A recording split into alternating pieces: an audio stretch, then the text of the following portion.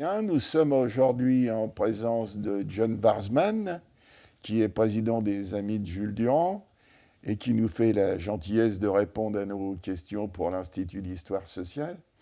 Alors John, 100 ans, est-ce qu'on peut dire que l'affaire Jules Durand est terriblement d'actualité?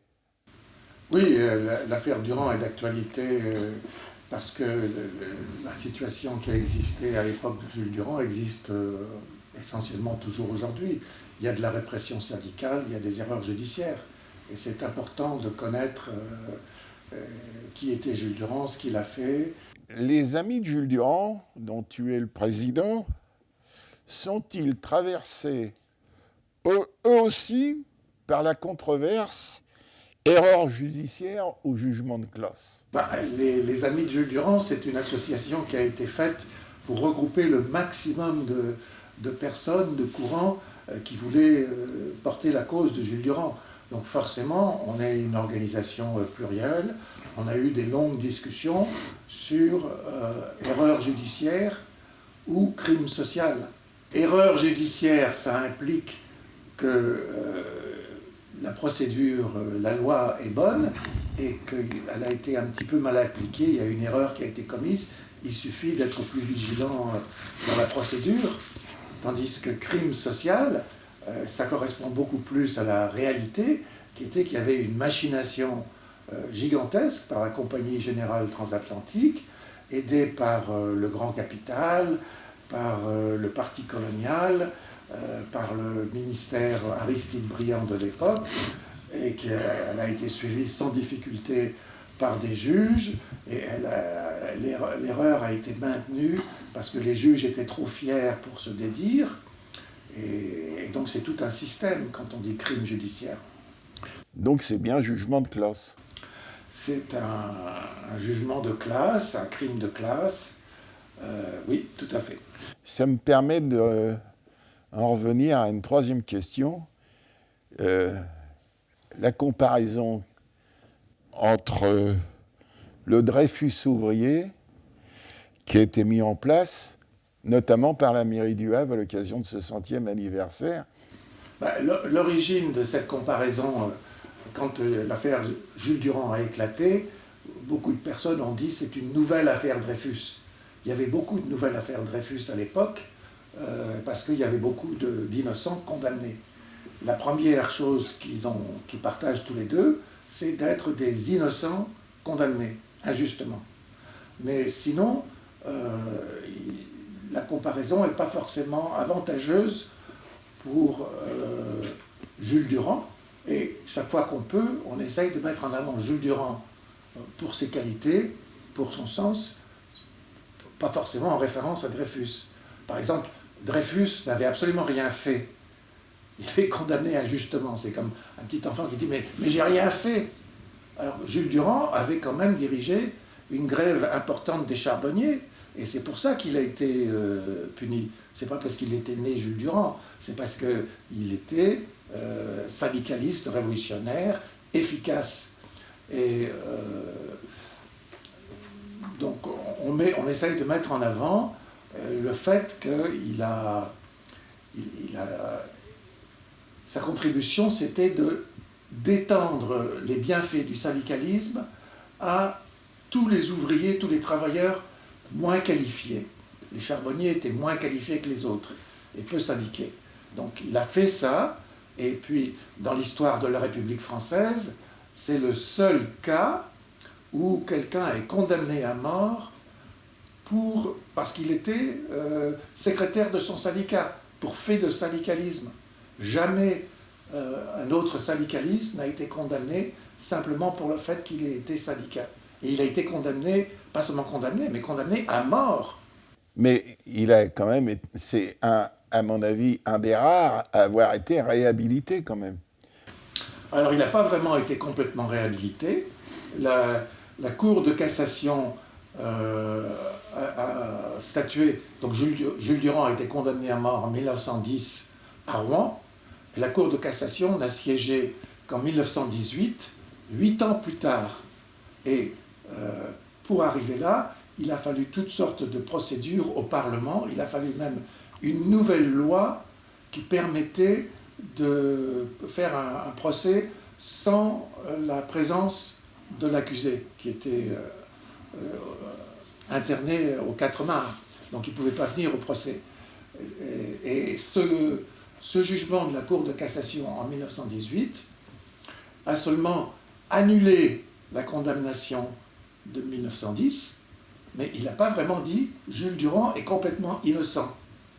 Il a dit s'il y a un autre procès, peut-être qu'il sera de nouveau condamné, mais pour autre chose. Et ensuite, cette soi-disant réhabilitation de 1918, elle a donné des indemnités très très minimales à Jules Durand et à sa famille, ce qui fait qu'il a continué tous ont continué à souffrir. Elle n'a pas innocenté également les co-accusés de Jules Durand, notamment Charles Lefrançois, qui était encore au bagne, qui restait au bagne en Guyane jusqu'en 1924. Et surtout, elle n'a pas poursuivi, la Cour de cassation n'a pas poursuivi les auteurs des faux témoignages, les auteurs de la machination, la Compagnie Générale Transatlantique.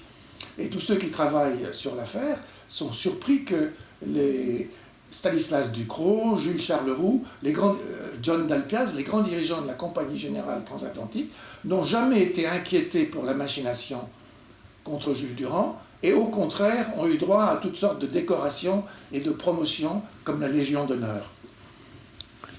Donc ce n'est pas une vraie réhabilitation. Dans l'exposition qui va avoir lieu à partir du 20 février jusqu'au mois d'avril ou juin à Salacrou, il y a notamment la lettre de Jules au président de la République pour demander sa libération. Une lettre très émouvante. Est-ce que tu penses que ce genre d'opération qui est mis en avant par la mairie du Havre peut être utile pour réhabiliter Jules Durand et surtout pour le faire connaître à travers la France et au-delà? Plus il y a des mairies, plus il y a des villes qui organisent des expositions, qui organisent des visites scolaires, qui nomment des rues, des places Jules Durand, qui permettent à la représentation de spectacles, de théâtre, de chansonniers, il y a un musical sur Jules Durand. Tout ça, la promotion des livres sur Jules Durand, tout ça, ça aide à faire connaître Jules Durand pour qu'il devienne une vraie figure de l'histoire de France. Et à mon avis, il devrait même être dans un espèce de panthéon des grandes figures de la cause démocratique et sociale européenne. Il devrait y avoir une espèce de panthéon européen des grands défenseurs des droits de l'homme, des droits de l'être humain. Et justement, à ce sujet, les amis de Jules Durand sont conviés au Congrès national de la Ligue des droits de l'homme, à laquelle tu dois participer, à Rennes, je crois, hein, c'est ça. Oui. Et Jules était adhérent à la Ligue des droits de l'homme, me semble-t-il.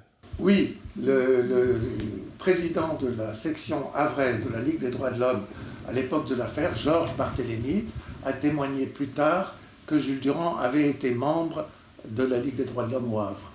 De toute façon, il était autour. À ce titre, il était sans doute déjà sympathisant en 1898, quand il y a eu l'affaire Dreyfus. Comme toute la CGT et tous les syndicats ouvriers, il a défendu Dreyfus, il a défendu les meetings où on défendait Dreyfus contre les attaques de l'extrême droite. Donc la Ligue des droits de l'homme est intrinsèquement liée à l'affaire Durand depuis très longtemps, et c'est tout à fait bien qu'elle présente le nouveau film de Thierry Durand, le documentaire sur Jules Durand, à Rennes, et les amis de Jules Durand sont invités à débattre et commenter ce film à Rennes pour le congrès de la Ligue des droits de l'homme. Une question qu'on pourrait se poser, est-ce que tu ne penses pas que cette affaire Jules Durand, cette histoire de Jules Durand, a marqué profondément l'identité de la classe ouvrière havraise? Bien sûr, l'injustice totale, le fait que contre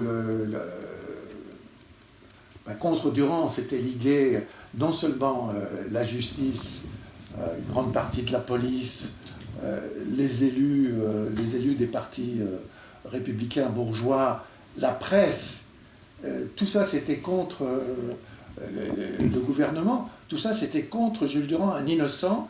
Ça a quand même diffusé l'idée que la République telle qu'elle existait était une République bourgeoise et qu'il fallait une République sociale.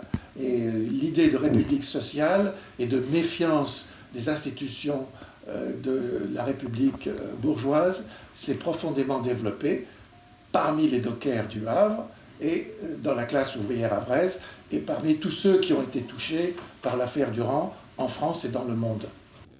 Jules ne va jamais savoir la conclusion de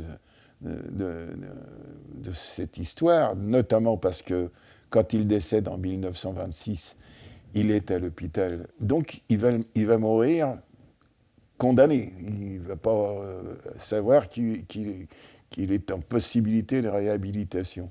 Mais encore aujourd'hui, 100 ans après, l'histoire de Jules Durand ne marque-t-elle pas la classe ouvrière havraise?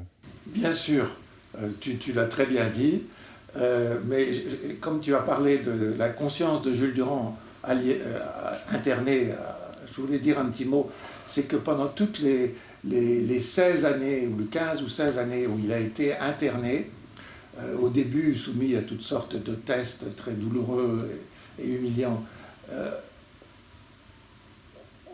moi je pense qu'il n'a jamais dénoncé sa propre action, ses camarades ou la justice de l'action qu'il a faite. Je crois que s'il avait dit quelque chose dans le sens « je me repens, j'ai eu tort, je le vois maintenant », ça aurait été très largement diffusé. C'était très avantageux. La Compagnie Générale Transatlantique et ceux qui étaient contre Jules Durand, pendant des décennies, ont cherché à dire qu'il avait été condamné correctement. Et le fait qu'il n'ait rien dit, c'est quand même quelque chose de remarquable qui fait qu'il est apprécié aussi.